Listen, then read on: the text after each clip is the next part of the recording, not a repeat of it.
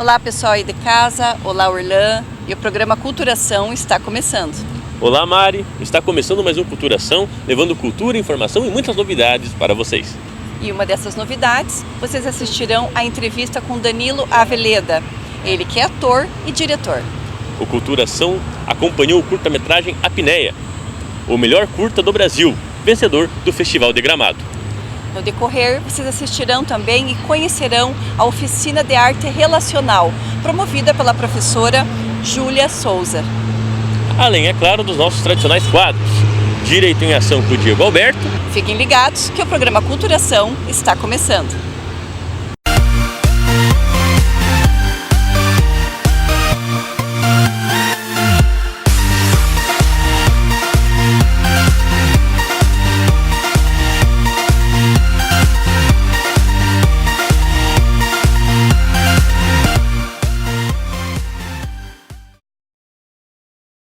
Começamos o Culturação com o curta-metragem Apneia, curta vencedor do Festival de Gramado.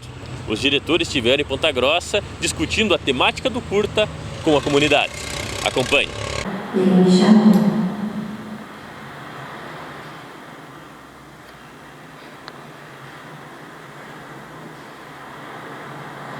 Chamou repetidas e repetidas vezes. Quem sabe, bem lá no fundo, morasse aquele pai.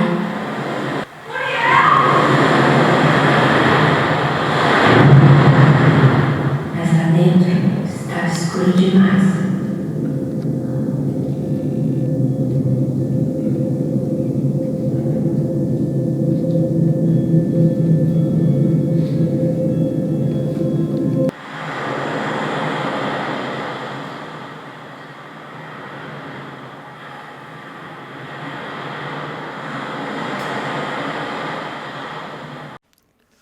No último fim de semana, o Culturação esteve acompanhando a exibição do filme Apneia, o curta-metragem vencedor do Festival de Gramado desse ano. Após a exibição, os convidados presentes puderam interagir com os diretores do filme. Oportunidade única que estudantes de jornalismo, cinema e a comunidade pontagrossense puderam acompanhar. Vamos conversar agora com Rafael Schwenner, diretor do acervo do Museu Campos Gerais. Professor Rafael, qual que é a importância de promover eventos como esse aqui no Museu Campos Gerais, trazendo diretores de curta premiados, como foi o caso de hoje? O termo principal é formação de plateia. Acho que esse é o objetivo principal, é uma contribuição educativa e cultural que o Museu Campos Gerais, aos poucos, tenta ofertar também em parceria com diversos setores, em parceria com departamentos da universidade, em parceria com colégios, seja o que for. E hoje a gente teve a honra de contar com a participação de dois produtores, dois cineastas, diretores, que estão num momento muito favorável de defesa da cultura. São duas pessoas que estão em defesa da cultura, a partir de um trabalho de responsabilidade. São só 15 minutos, mas passa o mundo nesses 15 minutos. Né? E a gente consegue daí depois, batendo papo, trocando, manter o nosso radar ligado a partir de Ponta Grossa, do que está circulando em âmbito nacional. Acho que essa é a importância. Vamos conversar com o professor Rafael, que fez a mediação do evento, e destacar a importância de sair do curta e discutir a temática com a sociedade. Então, é que o curta-metragem e essa obra autoral, né, o Apneia, queira ou não, ele é uma obra autobiográfica da Carol Sakura, que é a roteirista, né, que é a esposa do Valkyr, que é o ilustrador. Então, é uma obra que ela é muito de arte, então ela acaba ficando muito restrita a esse cenário do cinema de arte, dos festivais. Eles ganharam Gramado, agora estão participando, né? Então acaba não indo para o cenário comercial como a gente vê outros filmes aí de produtoras. E trazer para discutir com o público, assim, para trazer os diretores para cá também, para poder fazer essa mediação, poder que eles exponham os argumentos deles e digam, a gente fez o filme por isso, né? Que nem tem algumas perguntas ali, por que vocês colocaram a cortina de determinada forma? Eles poder explicar, isso tem um fundo para a gente poder explicar determinada característica da personagem, do enredo, né? Tudo isso é muito importante, é aproximar a arte do público, que é algo fundamental de ser feito hoje em dia, até para que o público possa defender a arte, né? A gente não vai defender aquilo com o que a gente não tem, né, contato. Então é muito importante a gente popularizar um pouco também o cinema de arte no Brasil. Vamos conversar com a Dayana, que estava acompanhando o evento na plateia. Dayana, qual que é a importância do curta e da discussão sobre o curta? Eu acho que é um pouco de você pegar assim, a interpretação que o público teve, qual o sentimento que foi passado, né? Se as pessoas entenderam o propósito do filme, do curta, né? Se atingiu as pessoas, de que forma que atingiu. Eu acho que isso é bem importante ter porque desperta a curiosidade de você conversar, né, com os autores, quem teve a ideia, como que foi toda a construção dessa arte, né? Então eu acho muito importante essa discussão depois para ver o que tudo, né, que universo que ele criou assim nas pessoas. Culturação vai conversar nesse momento com os diretores do curta-metragem Apneia, a Carol e o Valquir. Sejam bem-vindos à Culturação e contem como surgiu a ideia, né? Qual foi o grande objetivo de criar o curta Apneia? Bom, a ideia surgiu inicialmente de uma superação. Eu aprendi a nadar e achei que isso podia ser um símbolo de outras coisas que eu tinha desejo de contar sobre a minha história, sobre traumas que eu vivi. E daí a gente tinha a ideia inicial de fazer um quadrinho, mas quando a gente viu a oportunidade de fazer um curta-metragem, a gente ficou muito empolgado em transformar em roteiro. E daí a gente falou, não, então vamos fazer isso, experimentar fazer um curta em animação, que é o que a gente trabalha com ilustração e animação. E daí a ideia foi a gente contar essa história dessa personagem, que passa por momentos difíceis relacionados com o feminino, que ela tenta lidar com o feminino dela, e como o mar a gente usa como símbolo para contar essa história do trauma dela. Muito bom. E Valquir, e vocês imaginavam receber tantas premiações, inclusive ser o vencedor do Festival de Gramado, sendo curta-metragem de 2019? Sinceramente não. Na verdade a gente fez o filme, pelo menos eu, né, talvez a Carol possa falar sobre isso, mas eu fiz porque eu fiquei apaixonado pela ideia, por contar essa história, e é claro que você torce para que o filme seja contemplado em algum festival, entre em festivais, porque há a possibilidade de outras pessoas verem o filme, né? Ele não fica um trabalho que você realiza e fica na gaveta. Então, a questão de ganhar prêmios em festivais tem sido muito bom para a gente, porque está fazendo com que mais pessoas queiram ver o filme, né? Então, acho que esse é o grande prêmio assim, que a gente recebe mesmo, né? Mas, sendo bem sincero, a gente não esperava ter esse reconhecimento todo, não. A gente sempre acreditou muito, né, claro, no projeto, mas não era o intuito, exatamente. A gente já estava fazendo festa que a gente ia para Gramado, né? Nossa, entrou em Gramado. A gente ficou muito feliz mesmo com a premiação. Tá certo.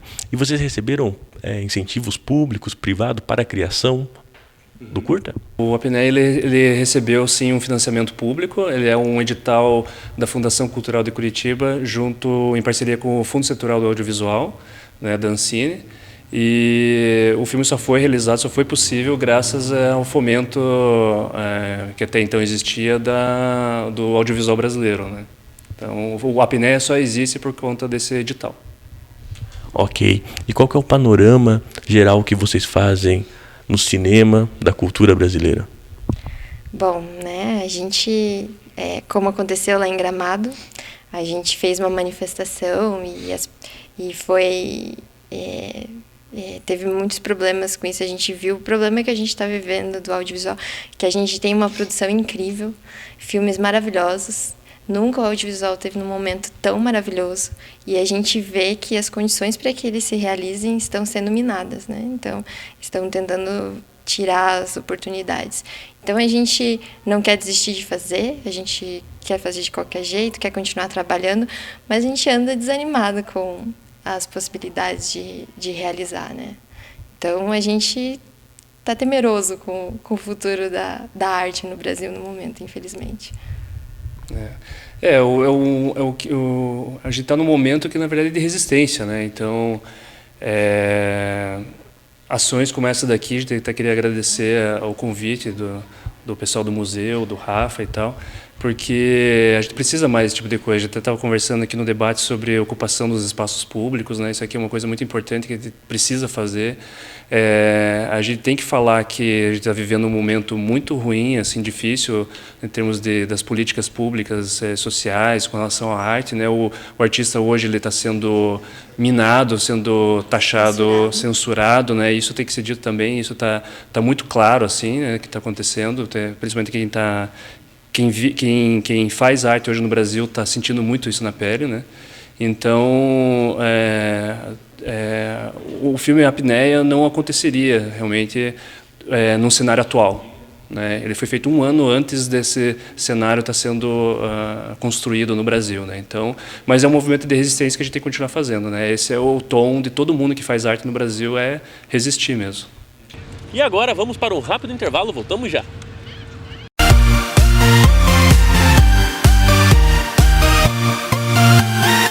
Seja na cidade ou na rodovia, a rede de postos Contorno oferece o melhor para você. Com 10 postos em Ponta Grossa e região. Combustível de alta qualidade, estruturas completas e o melhor preço. Rede de postos Contorno, o melhor para você. Ecocar, especializada em manutenção preventiva e revisões automotivas. Realizamos adaptação para pessoas com mobilidade reduzida, convertedora GNV autorizada, trabalhando com a mais avançada tecnologia e profissionais altamente qualificados. Somos referência na região. Venha nos fazer uma visita. Em Ponta Grossa, Avenida Visconde de Taunay, 2500 Contorno. Fone 4141 6482 ou 42 984 22 0665. Ecocar, especialistas em economia. Culturação, a sua melhor opção. Criativa Pet Agro, um espaço com mais de 1.400 metros quadrados, com equipe cada vez mais especializada retratando o conforto animal. Departamento de Aquarismo, banho e tosa, clínica e farmácia veterinária, insumos agropecuários, plantas e lagos ornamentais, animais exóticos como tartaruga, peixe e aves, um agradável espaço café. Tudo isso e muito mais acompanhado de médicos veterinários e engenheiros agrônomos. Criativa Pet Agro, tudo em um só lugar.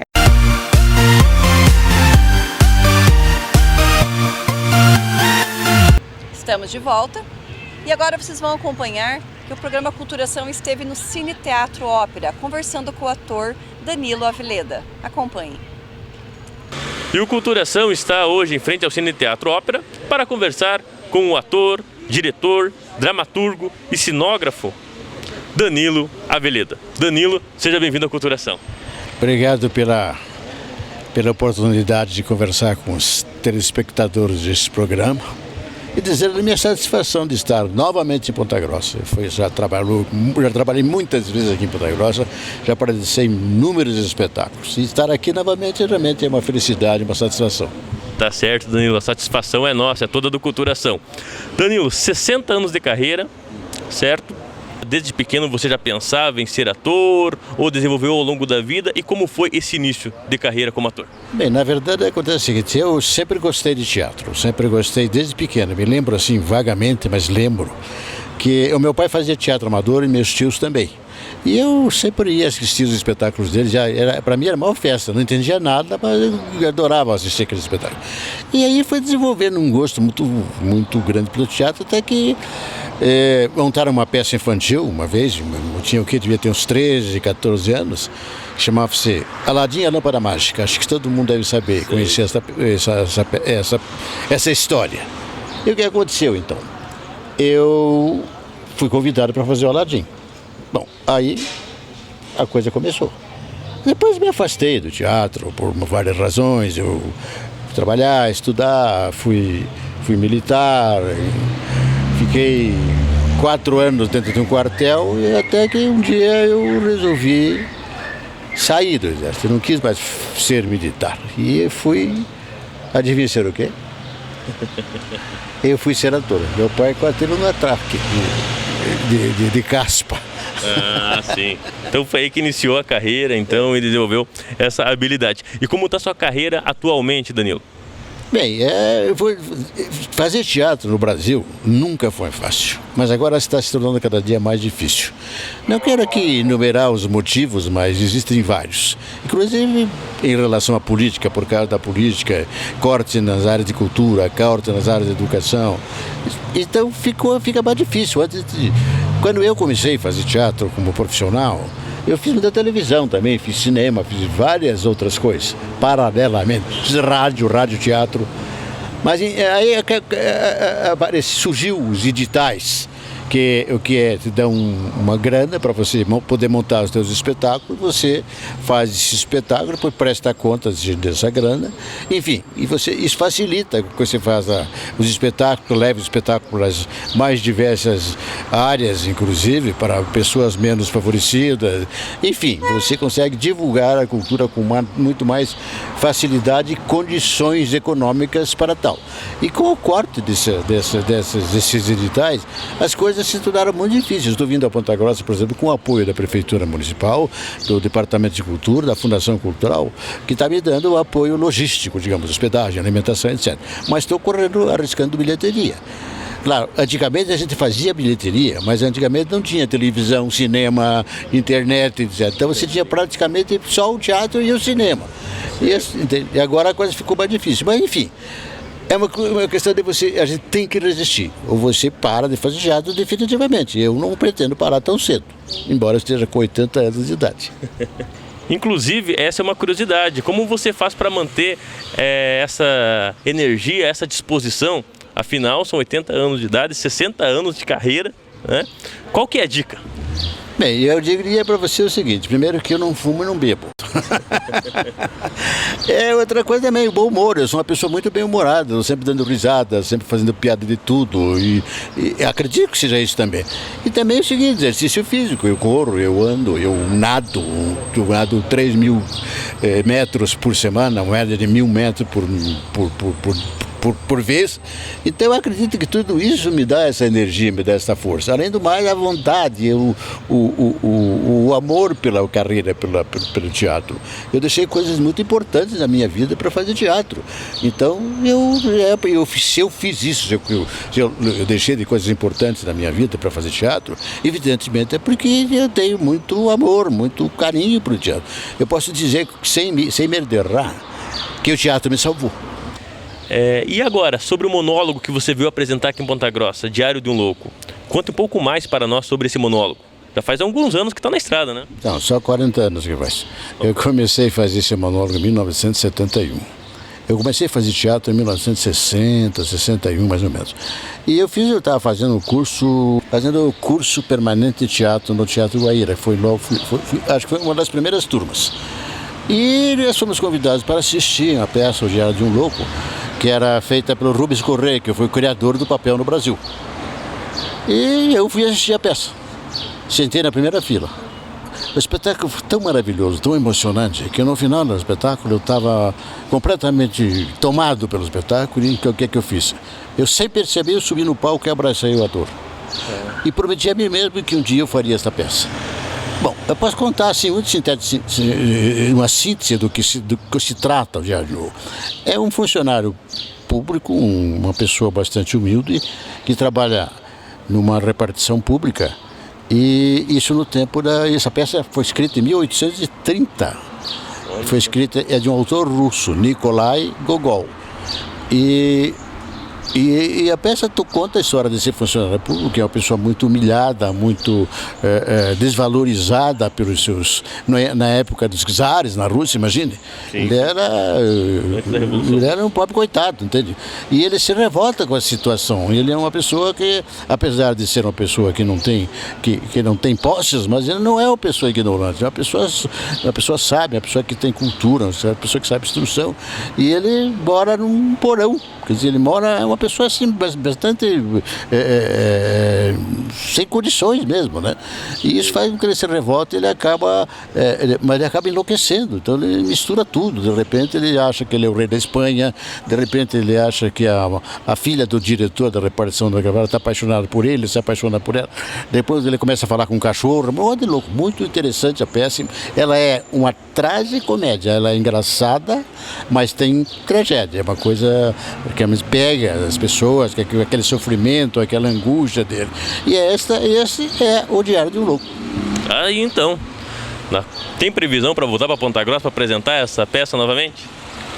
Eu pretendo voltar a Ponta Grossa para apresentar essa peça novamente, se for possível, no Festival de Teatro Ponta Grossa. Eu gostaria de abrir ou encerrar o Festival de Teatro de Ponta Grossa com esse espetáculo. Danilo, muito obrigado em participar aqui no Culturação e esperamos nos encontrar numa próxima oportunidade. Com certeza, espero estar aqui em outras oportunidades, em outra época, inclusive, para conversar mais com vocês. Muito obrigado a todos e até a próxima. Grande Danilo Aveleda, pode contar um pouco da sua história, da sua vasta experiência para nós aqui do Culturação. Agradecer também à atriz pontagrossense Michela França, que conseguiu um espaço na agenda do ator para conversar conosco.